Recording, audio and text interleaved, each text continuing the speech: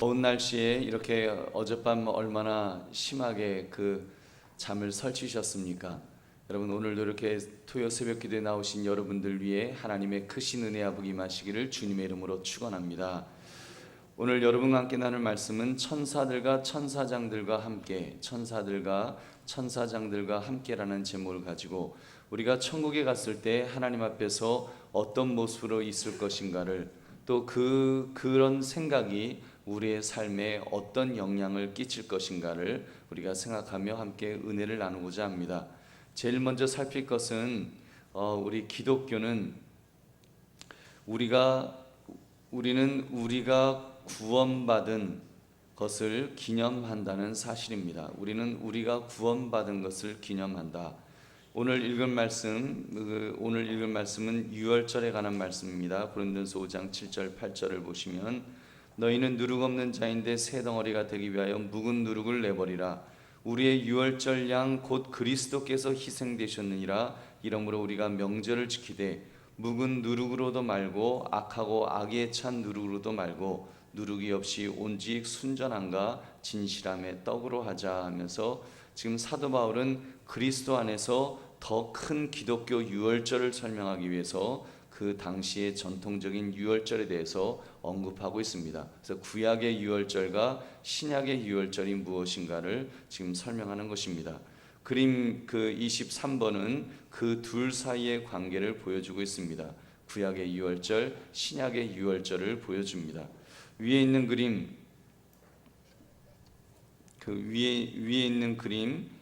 그림을 보시면 여러분, 이 구약의 유월절을 지금 보여주고 있죠.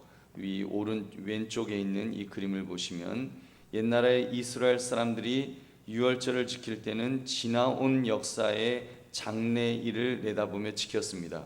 그 지나온 역사와 장래일, 여러분 보면은 이 위에 있는 그림을 보시면 지금 유월절 양의 그림이 나옵니다. 여기 유월절 양의 그림이 나오고, 지금 과거를 짚어보면서 왼쪽에 있는 그림은 과거를 짚어보는 것이고요, 오른쪽에 있는 것은 미래를 소망하는, 이렇게 유월절 양을 중심으로 이 사람들이 지금 과거를 짚어보고 또 미래를 소망하면서 하나님을 찬양하는 것이 이런 구약시대 때 유월절이다라는 것을 보여주고 있습니다. 그래서 구약의 유월절은 애굽에서 건진받은 이 사실과, 그리고 왕 대신 메시아가 오실 것을 내다보며 지켰습니다. 그래서 여러분, 여기 잘 아시는 것처럼 하나님께서 지금 이 애굽의 압제에서부터 구원해 내셔서 지금 신의 산으로 이끌어 가시는 그 모습을 보여주고 있습니다. 그리고 왼쪽에 있는 것은 다윗의 별이라 그러죠. 이 메시아를 나타낼 때 이 다윗의 별을 이렇게 그리는데, 이 왕 대신 다윗의 별, 이 메시아가 오실 것이다 라는 것을 이 유월절을 통해서 이 유대인들이 지켰다는 것입니다. 그 구약의 유월절이 이제 신약으로 가게 되면, 오늘날 기독교에서는 우리가 하나님께 예배 드릴 때도 그런 의미를 가지고 있다는 거예요. 지난 날을 회고함과 아울러 장래를 내다보는 그런 두 가지 면이 있음을 기억하자는 것입니다. 그것이 이 아래에 있는 그림입니다. 우리는 우리를 위하여 십자가에서 죽임당하신 어린 양을 중심으로 예배를 드립니다. 그래서 아래 그림을 보시면 여기 똑같이 유월절에 어린 양이 나옵니다. 근데 유월절의 어린 양은 왕 대신 그런 예수님의 모습으로 왕관을 이렇게 그렸고, 그리고 그 예수님은 우리를 위해서 십자가에서 죽으셨다는 것을 상징하는 이 십자가 그림을 이 유월절 양 뒤에 이렇게 그리고 있습니다. 이 가운데 있는 그림 보시면 이렇게 보이죠. 그 왼쪽 또 아래에 있는 이쪽 그림을 보시면 지난 날을 회고해 볼 때 우리가 과거에 어떤 모습이었는가를 지금 보여주는 것입니다. 여러분, 죄악의 노예 시대를 회고하고 있는 거예요. 사단의 압제에서 이렇게 있었던, 노예처럼 있었던 그 모습을 이 지금 왼쪽 아래에 있는 그림에서 보여주고 있습니다. 여기 보면은 이렇게 율법이 있지만 결국 율법 때문에 우리는 죽을 수밖에 없다. 율법으로 우리 그 정죄함 받으면 뭐 다 죽을 수밖에 없다는 것을, 그런 우리의 과거의 모습을 이렇게 보여주고 있습니다. 그런 우리가 이제는 예수 그리스도로 말미암아, 여기 보면 파란색 물방울 여러분 혹시 보이십니까? 요 아래쪽 요 그림 보시면 이 파란색 물방울이 이렇게 조그맣게 보이는데요. 화살표가 보이시나요? 네, 요 물방울, 이 물방울이 세례를 가리킨다 그랬어요. 세례를 상징하는 물방울인데 그것은 옛 생활에서 새로운 생활로 이관하는 절차로서 죄악의 물을 이제 지나서 죽음의 물을 지나서 우리를 구원해 내셨다는 것을 보여주는 것입니다. 그래서 우리는 이렇게 죄악의 노예로 있었는데 이제는 유월절 양을 통해서 이 세례를 통해서 우리는 구원함을 받는데 어디로 가느냐? 바로 이 세례를 통해서 주님의 가족의 일원이 되는 이 모습을 이렇게 보여주고 있습니다. 하늘집에서는 오른쪽과 왼쪽으로 이렇게 나누어지는데 양과 염소를 나누는 것처럼 이렇게 주님의 날이 되면 주님께서 재림하시게 되면 이렇게 양과 염소로 우리는 양쪽으로 갈까요? 염소 쪽으로 갈까요? 네, 양쪽으로 우리는 가는 것입니다. 이미 우리는 칭의 의롭다 하심을 받았기 때문에 저와 여러분은 이렇게 양쪽으로 오른쪽 양쪽으로 예수님의 우편에 있게 될 줄 믿으시기 바랍니다. 여러분 우리 이제 이런 모습으로 간다는 거예요. 그래서 이 그림을 이렇게 지금 보여주고 있습니다. 그래서 세례를 통해서 주님의 가족의 일원이 된 후에는 가운데 있는 요 그림이 좀 애매한데 이게 지금 성찬식을 통해서 그의 살과 피에 참여하는 것을 상징적으로 보여주는 것입니다. 바울이 그러므로 이런 말을 했습니다. 고린도전서 11장 26절에 너희가 이 떡을 먹으며 이 잔을 마실 때마다 주의 죽으심을 그가 오실 때까지 전하는 것이니라. 여러분 이 사도 바울의 고린도전서 11장 26절 이 한 구절만 보아도 우리는 과거와 미래를 알 수가 있어요. 그의 죽으심을 과거 이야기죠. 예수님께서 우리의 죄를 위해서 죽으셨다는 그의 죽으심을 우리가 기념하고 그가 오실 때까지 미래 이야기입니다. 우리 예수님의 재림을 오실 때까지 너희에게 전하는 것이니라 하면서 과거 미래를 동시에 이렇게 언급했던 것입니다. 네. 그 교재 235쪽의 내용을 다시 읽어드리면 이렇습니다. 지금 이 내용을 교재 235쪽에 이렇게 나오죠. 구약의 유월절에 대해서 나와서 구약의 유월절은 애굽에서 나온 것 출애굽을 기념하였습니다. 그 출애굽을 기념하였습니다. 유월절 예식에 참여한 자는 몇 가지 다른 음식과 더불어 어린 양을 잡아서 그 고기를 불에 구워 먹었습니다. 3번 유대인들은 서둘러 애굽을 떠나야만 했기 때문에 누룩 없는 빵을 먹었습니다. 그 다음에부터 식사를 준비할 때 누룩 넣은 떡은 완전히 없애버렸습니다.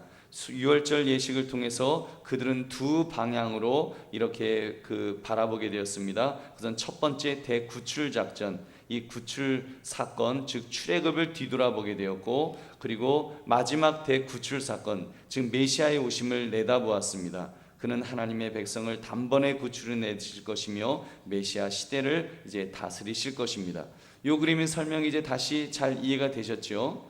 그리고 아래 신약의 유월절은 다음에 나오는 페이지는 성찬식에 대해 자세히 다루고 있는데 그림 23의 아래 그림, 이 아래 그림에 보시면 이걸 다시 한번 확인해 보십시오. 그리스도인의 구원을 기념하는 것이 중요함을 설명하고 있는데 이 지금 성찬식을 통해서 메시아는 마침내 그리스도로 오셨습니다. 그의 생활과 죽으심 그리고 부활은 출애굽 사건 즉 구원의 사역이었습니다. 그는 인류를 사탄과 죄, 율법 그리고 사망으로부터 구출해 내셨습니다. 우리는 세례를 받음으로 여기 파란색 요 물방울 세례를 받음으로써 그의 승리의 열매들에 참여하는 것입니다.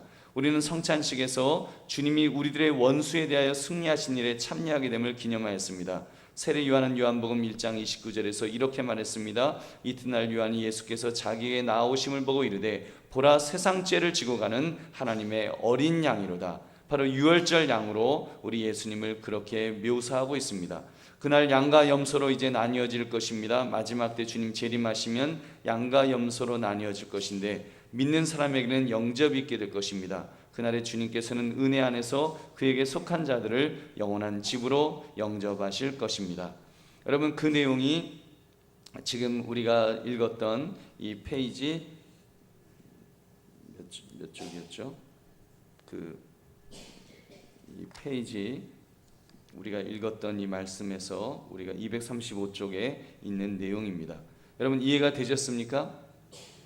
네, 그런 이해 속에서 다음 그림을 보시면 교회의 모습을 위에서 아래로 내려다보고 있는 그림을 지금 이렇게 그렸습니다. 이게 위에서 아래로 내려다보고 있는 조감도입니다. 교회의 모습이 지금 어떠합니까? 우리 한번 교회의 모습에 대해서 한번 따라하시기 바랍니다. 교회는 지상에 있는 천국의 한 모서리다. 예, 지상에 있는 천국의 한 모서리다라고 이렇게 표현하고 있습니다. 지상에 있는 천국의 한 모서리. 예배의 형태에 대해서 이제 이야기할 텐데, 뭐 보면은 예배 순서를 말할 때 보면 나라에 따라서 교파에 따라서 다 다르기 때문에 그런 것은 예배 순서라든지 이런 것은 상징적인 것이요, 그렇게 뭐 중요하지만 그것이 이렇게 뭐 구원받느냐 구원받지 못하느냐 이렇게 결정하는 그런 일은 아니라고 봅니다. 그렇기 때문에 이렇게 교단마다, 우리 한국교회도 보면 교단마다 교파마다 조금씩 이렇게 예배 순서가 다르고요, 또 이렇게 뭐 건축 양식에 따라서도 조금씩 다릅니다. 집례하는 예전도 똑같지 않아요. 이런 모든 것들은 다른 문화적인 배경이 영향을 끼친다고 말할 수 있을 것입니다. 또 교회는 뭐 대형 교회도 있고 작은 교회도 있고 이렇게 예배드리는데 차이가 있는 이렇게 규모가 다 다르지만, 그렇다고 예배 자체가 예배의 어떤 질이 차이가 있다, 우리가 그렇게 볼 수는 없습니다. 대형 교회만 질 좋은 예배를 드리고 작은 교회는 뭐 질이 나쁜 예배를 드린다, 우리가 이런 것 아닙니다. 교회 사이즈가 중요한 것이 아니라 어떤 규모, 어떤 구조에서 예배를 드리느냐는 그렇게 중요하지 않다는 것입니다. 중요한 것은 이 교회 안에서 어떤 일이 벌어지고 있느냐가 중요한 것입니다.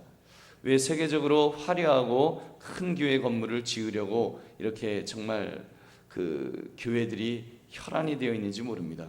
우리 한국 교회도 어떤 면에서는 교회를 크게 아주 멋있게, 저도 사실 뭐 그런 욕심이 조금은 없지 않아 있었습니다만 이제 조금씩 이제 좀 철들어가는 것 같아요. 근데 여러분, 그렇게 우리 한국 교회도 보면 계속 교회가 막 큰 교회, 이 얼마 전에도 지금까지도 시끄러운 우리 교단의 모 교회 같은 경우도 뭐 몇천억을 들여서 교회를 짓고 하는 일들이 있었어요. 여러분, 그런 것들을 아주 뭐 목사님들은 목숨 걸고 그것이 마치 하나님을 위한 최고의 일인 것처럼 그렇게 생각하고 그렇게 애를 쓰는데, 그것 때문에 결국은 이제 교회가 시끄러워지고 또 문제가 되는 것들도 우리가 볼 수 있습니다. 여러분, 교회사적으로 보면 교회가 그렇게 막 크게 지어지고 하는 것은 어떻게 보면 물론 하나님을 위해서 우리가 좋은 교회를 짓는 것은 좋지만 사실은 교회사적으로 보면 망조가 들어갈 때 그런 일들이 일어났습니다. 지금도 유럽에 있는 교회들 거의 몇백 년을 들여서 이렇게 교회를 짓고 하는 그런 일들이 있었어요. 그렇게 교회가 정말 막 몇 세대를 걸쳐서 교회가 아주 멋있게 지어져서 지금 여러분 유럽에 있는 교회들, 그 교회 건물들 어떻게 되었습니까? 뭐 이제는 뭐 아예 입장료 받는다는 이야기 들었어요. 이제는 뭐 그 교회가 예배드리기 위한 장소가 아니라 조상들이 만들어 놓은 그런 역사 유물이 되어서 이제는 교회들도 뭐 거의 뭐 이렇게 입장료까지 받을 정도로 그냥 관광지가 된 거예요. 성도들은 없어졌어요. 성도들은 그냥 이름뿐인 기독교인들. 뭐 독일 교회 같은 경우는 아예 목사님들이 종교세가 있잖아요. 종교세가 있어서 목사님들이 교회에서 이렇게 사례를 받는 것이 아니라 나라에서 공무원으로 이렇게 월급을 받습니다. 그래서 여러분, 지금 뭐 독일의 기독교 같은 경우도 지금 자유주의로 완전히 뭐 망하다시피 할 정도로 그렇게 되어가고 있지만 뭐 여전히 교회는 건재한 거예요. 목회자들도 목회하는데 별로 뭐 신경 쓰지 않습니다. 왜요? 나라에서 뭐 사례금 또박또박 잘 나오니까. 그러니까 뭐 그런 거 신경 안 쓰는 거예요. 여러분, 지금 혹시라도 우리 한국 교회가 그렇게 가고 있지는 않는지, 지금 이렇게 막 교회를 크게 짓고 하는 것들이 과연 정말로 그것이 하나님이 기뻐하시는 뭐 교회 크게 지을 수 있습니다. 교회 크게 짓는 것이 잘못되었다는 건 아니에요. 교회를 크게 짓는 것만큼 그 교회 안에서 정말로 그 하나님을 찬양하는 그런 예배가 제대로 되고 있는지를 점검해 보자는 것입니다. 그리고 그 안에 있는 예배하는 예배자들이 참된 예배자로 바로 서 있는지, 그런 어떤 그 교회에서 천국을 맛보고 있는지 아니면 정말 지옥을 맛보고 있는 것은 아닌지 우리가 그것을 한번 점검해 보아야 될 것입니다. 그림 23-A의 그림은 중세교회 건축 설계의 모습인 것입니다. 주로 이런 형태의 교회가 지어졌다는 거예요. 아래쪽에 보시면 이 떡과 잔의 그림이 있는데, 이 성찬을 통해서 장차 하늘나라에서 영원히 기념하게 될 예식에 미리 참여하게 된다는 사실을 기억해 준다는 것입니다. 그래서 여기 앞에 그 이제 말씀단 같은 것이 이렇게 있고, 여기 가운데 중심이 있고 회중석들이 이렇게 있어서 동그랗게 뭐 하는 그런 모습이라는 것입니다. 아무튼 다음 그림이지 23-B의 그림은 윗부분 강대상, 이쪽 위 강대상 부분을 좀 더 확대시켜서 확대시킨 그림입니다. 여러분 여기 보면 아무튼 이 그림은 그리스도를 중심한 공동체의 모습을 지금 보여주는 것입니다. 가운데에 떡과 잔이 있습니다.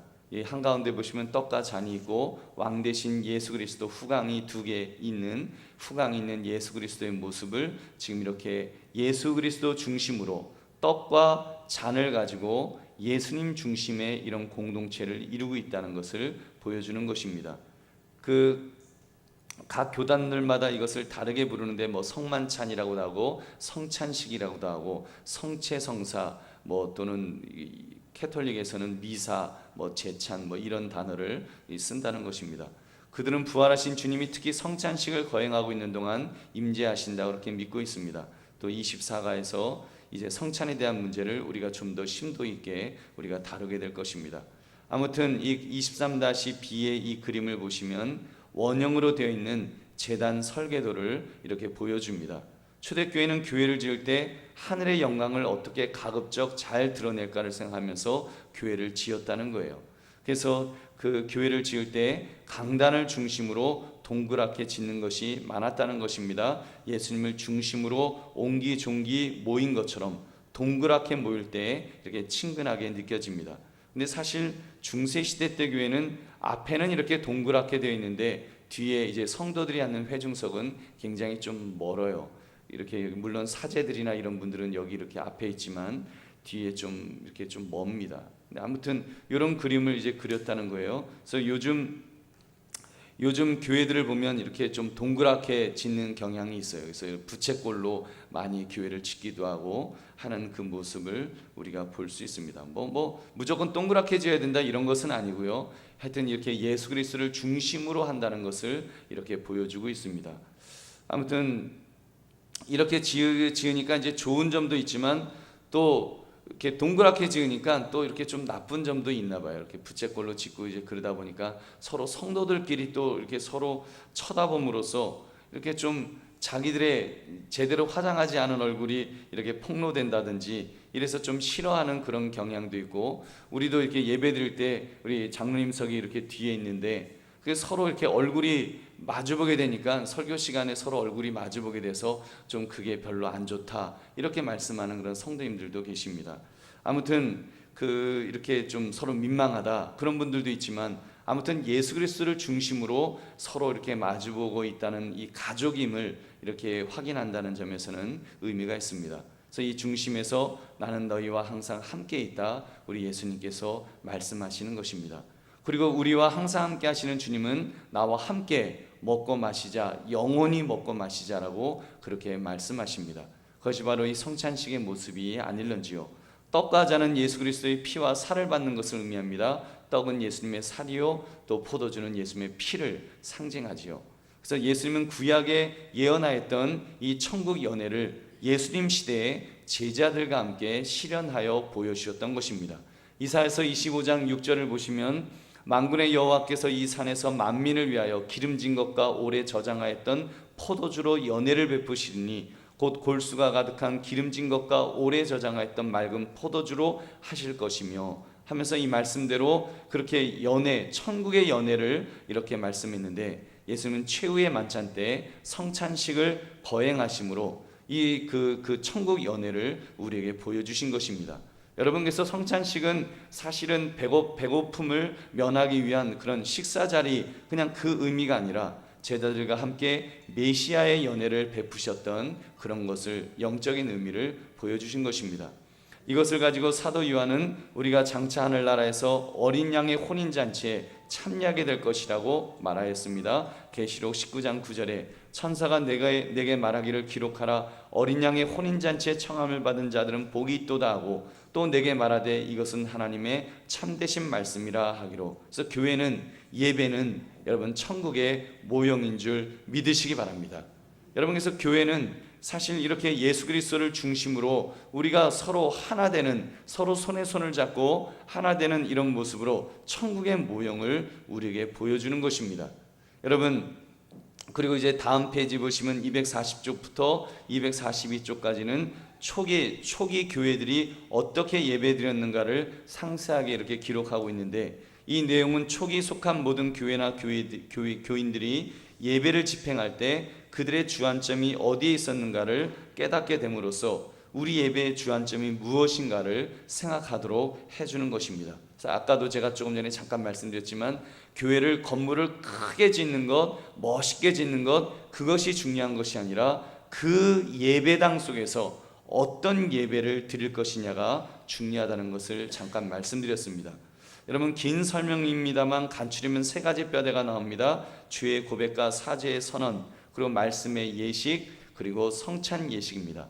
여기서 우리가 잊지 말아야 될 것은 이러한 천국 모형이 되어야 될 예배가 어떤 분위기가 되어가고 있는가를 우리가 한번 생각해 봄으로써 오늘 말씀을 마치고자 합니다. 여러분, 천국 모형, 이 그림처럼, 이 23-B의 그림처럼 예수 그리스도를 중심으로 사실 성찬 예식이 거행되면서 예수님을 기억하는 거예요. 그래서 계속해서 여러분에게 지금 매주 말씀드린 것이 하나님을 의식하고 하나님을 의지하자, 예수님을 의식하고 예수님을 의지하자라고 말씀하는 것은 예수님 중심, 하나님 중심의 이런 예배가 이 거행되어야 되고, 이 속에서 우리가 하나 되는 그런 것들을 경험해야 된다는 것입니다. 여러분, 여기서 우리가 읽고 깨달아야 될 것은 초기 예배의 순서를 훑어보니까 그 당시의 교인들은 예배라고 하는 것은 기쁨에 넘쳐서 하나님을 영화롭게 하고 찬양하는 것으로 이렇게 꽉 찼다는 사실을 우리는 깨달아야 합니다. 여러분, 오늘날 우리의 모습, 특히 우리 한국교회 성도의 모습이 어떠한지요? 여러분, 어떻습니까? 오늘 우리의 예배의 모습이 이 천국 모형의 이런 모습으로 우리가 예배를 드리고 있는지 한번 내 자신을 한번 점검해 보자는 것입니다. 교인이 된다는 것, 예배자가 된다는 것이 여러분 어떤 좀 처량한 표정과 심각한 얼굴을 하는 교인이다, 여러분 그런 우리 모습이 있지 않는지요? 경건과 심각한 얼굴과는 분명히 차이가 있음을 우리는 깨달아야 됩니다. 경건함하고 심각한 얼굴은 다른 거예요. 근데 우리는 모르겠습니다. 한국교회 교인들의 모습이, 성도의 모습이 심각한 얼굴을 경건으로 착각하고 있지는 않는지요? 우린 너무 심각해요. 아마 장로님들은 앞에서 기도하실 때 좀 모르겠어요. 기도하시러 올라오시면 다 눈을 감으시니까 잘 모르시나? 근데 분위기는 아실 거예요. 굉장히 심각해요. 여러분, 목회자가, 설교자가 그 앞에 딱 서면 성도들의 얼굴을, 주일 아침에 얼굴을 딱 보면, 아침이니까, 더군다나 또 아침이니까 얼굴 보면요 심각해요. 얼마나 심각한지 몰라요. 그래서 여러분, 제가 새벽 기도회 때도 이렇게 그 처음에 사도신경을 하거나 그럴 때 가급적이면 밝은 목소리를 하려고 제가 애를 쓰고 노력을 하는 거예요. 뭐 어떤 교회는 목소리 쫙 깔아갖고 이렇게 아주 심각한 목소리로 할렐루야 뭐 이러면서 하는 교회도 물론 있지만, 저는 좀 이렇게 밝은 표정이 되려고 애를 써요. 그래서 도레미파솔 솔로 처음에 이제 사도신경 할 때도 전능하사 천국 이렇게 하지 않고 도레미파솔 전능하사 하면서 이렇게 좀 밝은 목소리로 하려고 애를 씁니다. 왜냐하면 우리가 너무 심각하기 때문이에요. 거기다 저까지 앞에 서 갖고 심각하게 그 도 밑으로 막 이렇게 갖고 하면 이렇게 막 너무 분위기가 쫙 깔아앉기 때문에 이렇게 우리가 그 좀 밝은 목소리로 이렇게 예배를 드리고 싶어서 그렇게 하는 것입니다. 여러분, 우리는 심각한 얼굴이 경건으로 착각하고 있진 않는지 한번 우리 자신들을 돌아봅시다. 너무 경직되어 있습니다. 여러분, 진정 구원의 감격이 있는 그 감격, 여러분 그것이 내 속에 충만하게 있는지를 한번 점검해 보자는 것입니다. 여러분, 예배당의 모습은 중요하지 않습니다. 큰 교회냐 작은 교회냐 중요한 것 아니고요. 예배당이 예배당 바닥을 대리석으로 했느냐 아니면 흙바닥이냐 그런 것이 중요한 것이 아닙니다. 물론 좋으면 기분은 좋겠지만 정말로 중요한 것은 내가 그 예배 속에서 천국을 경험하고 있는지, 예배 속에서 예수 그리스도의 임재를 경험하고 있는지, 정말 그 예배 속에서 예수 그리스도의 그 피와 예수 그리스도의 살을 우리가 정말 경험하고 있는지, 여러분 그런 것들을 점검해 보아야 되는 것입니다. 진정 구원의 감격이 있는 그 감격이 있느냐는 것입니다. 이번 여러분 리우 올림픽의 표를 보니까 Live Your Passion 이런 그 제목입니다. 열정적으로 살아라 이런 그 뜻입니다만, 좀 Live Your Passion이 굉장히 좀 제가 우리 아이한테 물어봤더니 그런 표현 잘 안 쓴다고 그래갖고 굉장히 좀 당황했어요. Live Your Passion. 그래서 여러분 열정적으로 살아라 이런 뜻인데, 여러분 우리야말로 하나님을 향한 그런 열심, 그런 패션, 열정이 우리에게 있냐는 거예요. 여러분, 우리가 적어도 예배 속에서 그런 정말 하나님을 열망하는 그 열망, 그 패션이 우리에게 있어야 된다는 것입니다. 그래서 여러분, 새 가족들이 교회를 왔을 때 그 열정이 느껴져야 돼요. 날씨가 더워서 뜨끈뜨끈한 것이 아니라 정말 그 열정이 느껴져야 돼요. 그 열정이 정말 안 느껴지면 우리 에어컨이라도 꺼야 돼요. 에어컨이라도 꺼서 아직 그냥 그 히터라도 막 틀어서 막 뜨끈뜨끈해서 땀이라도 뻘뻘 나도록 하든지. 여러분, 적어도 땀이라도 뻘뻘 나면 아마 적어도 얼굴이 심각하진 않을 거예요. 여러분, 우리가 정말 주님 안에서 그런 열정이 있으시기를 주의 이름으로 축원합니다. 정말 우리 속에서 예수 그리스도에 대한 열정, 주님을 향한 열정, 그 열정이 있어서 여러분 우리가 우리의 표정과 음성을 잘 관리해서 여러분 천국이 상상되도록 그렇게 해줘야 됩니다. 복음서를 볼 때 예수님이 말씀하실 때 많은 군중들이 모였습니다. 그 군중들이 모여서 그들이 기대했던 것은 바로 그 천국을 기대하는 거예요. 그 천국이 느껴지도록 여러분 우리의 예배가 그런 우리의 신앙생활이 그런 패션, 열정이, 그리스도를 향한 열정이 회복되기를 주님의 이름으로 축원합니다. 여러분, 그것이 예배의 갱신입니다. 그것이 한국교회의 갱신이요 한강교회의 갱신이 될 것입니다. 그러므로 우리는 이 땅에 발을 디디고 예배하는 공동체로서 우리가 살아가지만 우리의 시선, 우리의 이상은 저 하늘나라에서 천사들과 천사장들과 함께 감격 속에 하나님을 찬양할 수 있는 그런 저와 여러분 되시고 그런 우리 한강교회가 될 수 있기를 주님의 이름으로 축원합니다. 여러분